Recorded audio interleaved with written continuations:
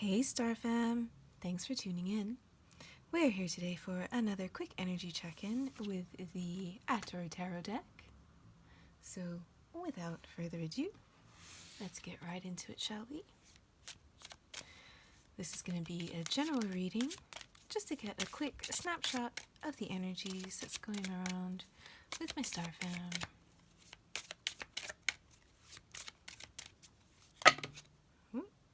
That's an awful lot, but I guess we're taking it.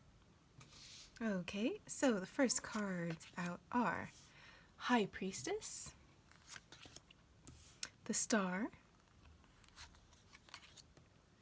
the Magician, the Tower,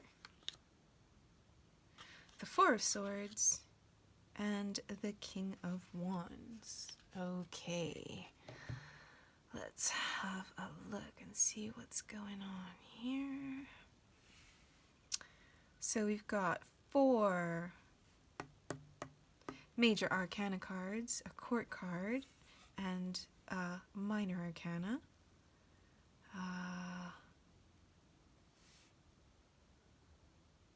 And then we've got the court card, the King of Wands. Sorry, just bear with me a moment.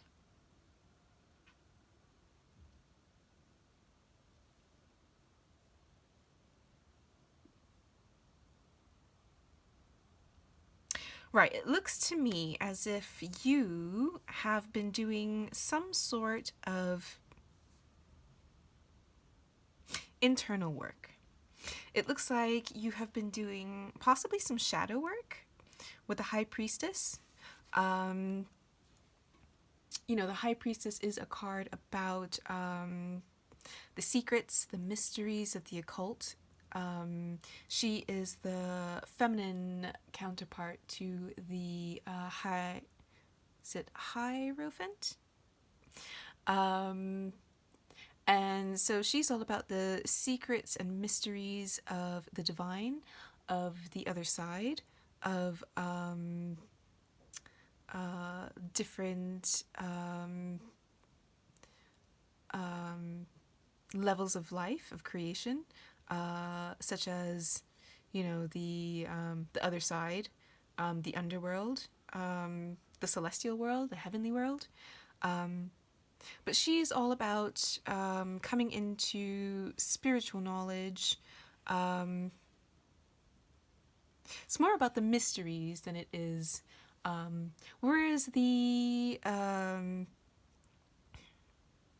Hierophant is more about learning, as in being taught to, schools, and information being shared.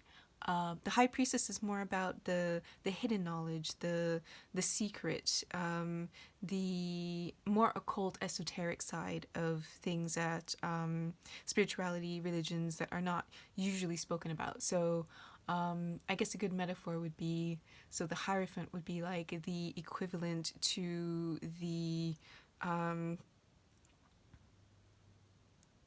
Torah. It even says Torah here. And then the High Priestess would be like the Kabbalah side of it. You know what I mean? So there is the main text, the main religious text that everybody goes by and is aware of. But then there's the whole other side of religion, the more hidden side, the more mystical side that isn't normally taught in church, but is widely understood to exist, right? So it could be a situation where you have done your own research. It could be just a matter of going within and doing some asking yourself some deep spiritual questions. Not unlike the Hermit, except the Hermit is more about isolation. And the High Priestess, although she might not necessarily be isolated physically, she will, withdraw within.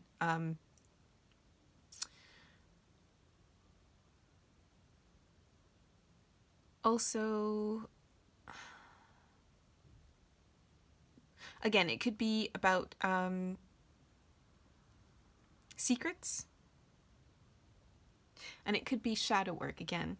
Secrets that you don't want to have to face, truths about yourselves. Again, she's all about the dark and the subconscious. So it could be that you have been doing shadow work and have been kind of facing your demons, so to speak. And I say that because we've got the star card next to her. And the star card is about healing, balance, hope, illumination during dark times, finding that inner strength, that inner sense of hope. Because remember, the stars, we've got this giant star. First of all, the sun is a star. Let's not forget that. But at nighttime, when the moon is new, so it's not appearing in the sky, it is the stars that illuminate the way. So it could also represent, I want to say,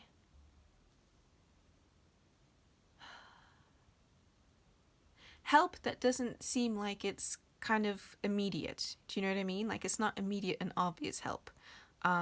It's like, I'm kind of getting the impression that you're literally having to divine answers from the stars kind of deals. So we're talking about things a little bit more subtle, because, again, comparing the light of the stars in the sky compared to the light of the moon, starlight is not quite as bright as it appears in the sky. So, the illumination is there, although it might not seem obvious, the way that the sun is an obvious light in the sky.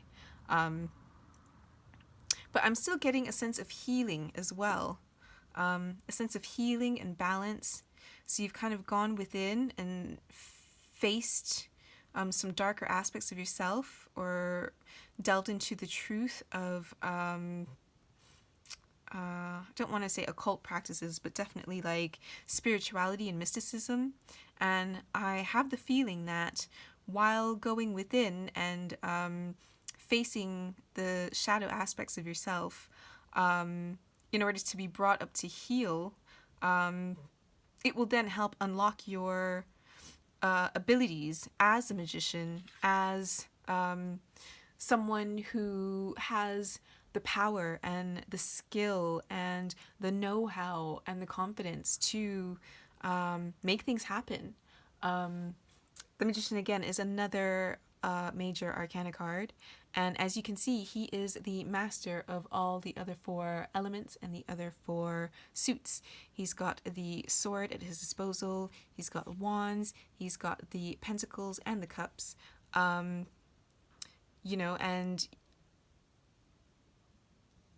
And he's in the position as above, so below, pointing above him and below him. And plus a sense of being connected with his higher self, the eternal self, with the infinity sign, So he's very much in touch with his spiritual side, his spirit, his, the part of you that is eternal, basically. And he makes things happen. He makes the impossible seem possible. Again, he is the master of all elements. And the Magician is the type of person where, he's so resourceful that you give him anything and he can turn it into something, So like, the saying, when life gives you lemon, make lemonade. Well, if the life gave Magician lemons, he would make lemonade, and then he would take out the seeds, and then he would plant more lemon trees, and then, he would grind the rind to make some kind of lemon tea, and then he'd use whatever is left over, and he would, maybe mix some of the lemon juice in with some vinegar and make some home cleaning products, and, maybe squeeze out some lemon oil while he's at it. You know what I mean? So he's the type of person who would be able to really finesse any situation and make the most of it and turn it around. And that's the power of the magician, about manifestation, bringing forth and creating in your life what it is that you want. And I feel like by healing whatever came up in your shadow work, when you're having your trips through the subconscious realm, by healing those wounds, it's helping you to really come into your own power, as a magician, as a manifester, as a co-creator with the universe. Okay. Now, the next card that we have is the Tower card. Now, usually the Tower, it doesn't necessarily have to be something as destructible or as destructive as the card suggests. More the spirit of the card is about a surprise, Again, here we have a depiction of a building being struck by lightning. Talk about freak accident, and I'm sure nobody here was expecting it.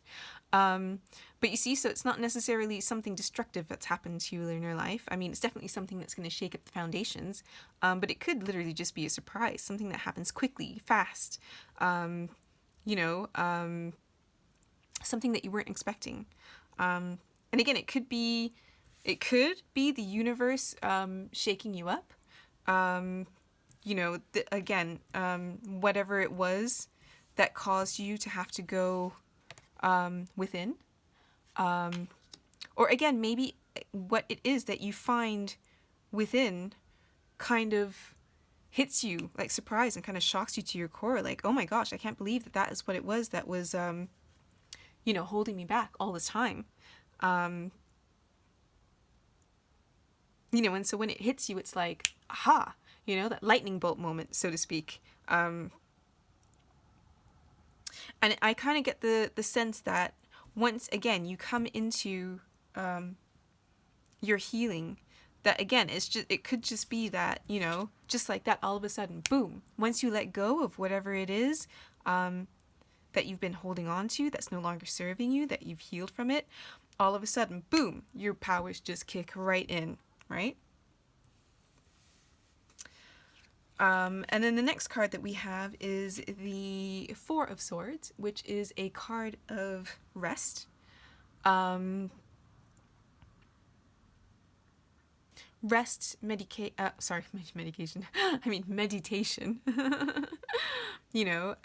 Taking some time out. Again, not necessarily going in isolation mode like the Hermit or the High Priestess, although, they do fit hand in hand. But it's more about, this is like literally just you're physically tired, or you are just mentally tired, so having that actual mental rest. It could be actual, like, just sleeping and just getting that physical rest that you need as well, too. But it's taking time out, which also goes back to, taking time out with your High Priestess energy here. I'm also kind of feeling that it could be that after everything kind of hits you, that you are the magician, and that you are this empowered, and that you do have this kind of abilities in your hands. Once the surprise and the shock of what you actually can do, when you start to realize your manifestations are actually, coming to fruition, it's just a matter of taking some time and just kind of digesting it all. You know what I mean? And just taking this in as like the new you. Like this is your new reality. Again, it could also be that sense of relief after going through this major healing and looking within and self-discovery, and just kind of taking a break after, coming out the other side, so to speak. Especially if it's a dark night of a soul kind of situation, that is what got you here in the beginning. Then again, it is just about resting up and making sure that you recuperate yourself so that you can emerge as the King of Wands. So now the King of Wands is about somebody who is very motivated, charismatic, creative. This person is a go-getter, very charming, flirty. He might be a bit of a sweet talker as well. Did I say flirty? Because he's definitely that. And it might be that you want to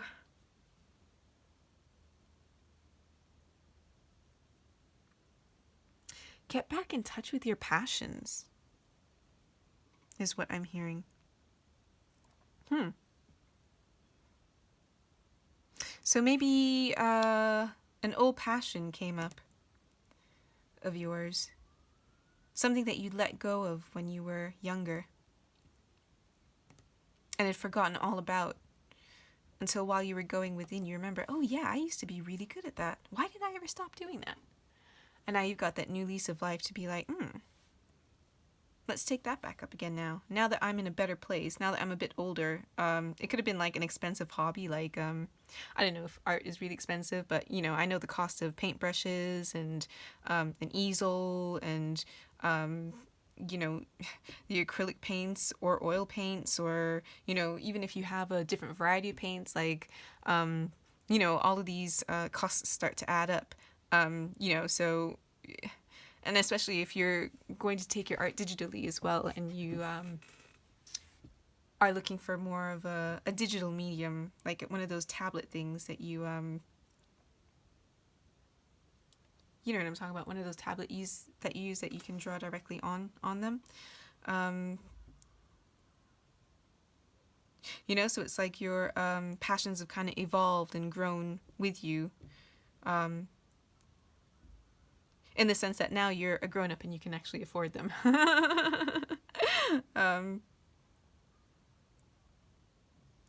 But definitely, I see you definitely coming into your own. Coming into your own as just being confident in who you are as a person and being secure in your own skin. I definitely see that you've come out of all of this more grown, more sure of yourself, more confident about who you are as a person and what you want out of life, what direction you want to take your life. This is very much a take charge, go-getter kind of attitude, kind of feeling that I'm getting from this king.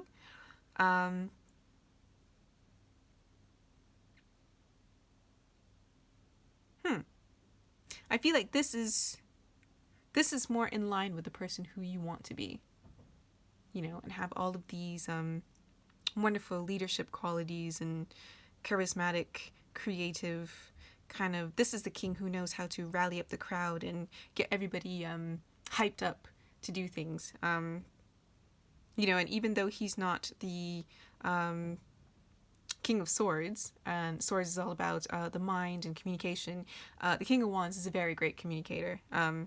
He's very warm and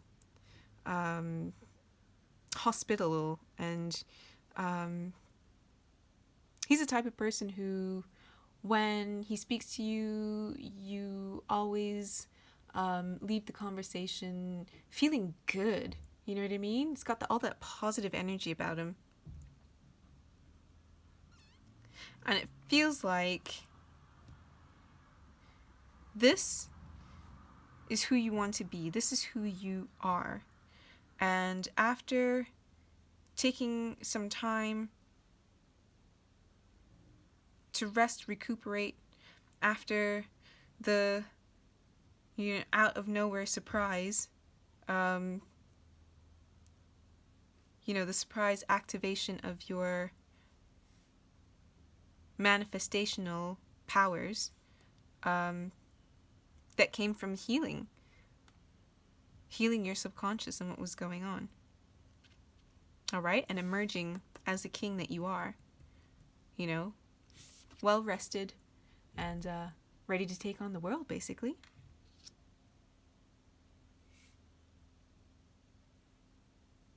All right, guys. Well, I think I'm going to leave it at that. I hope this was helpful. I hope it resonated. If it did, please do leave me a like. And if you like, please subscribe so that you can see and hear more from me. And with that, I will wish you guys a great day. Take care, and I'll see you again soon.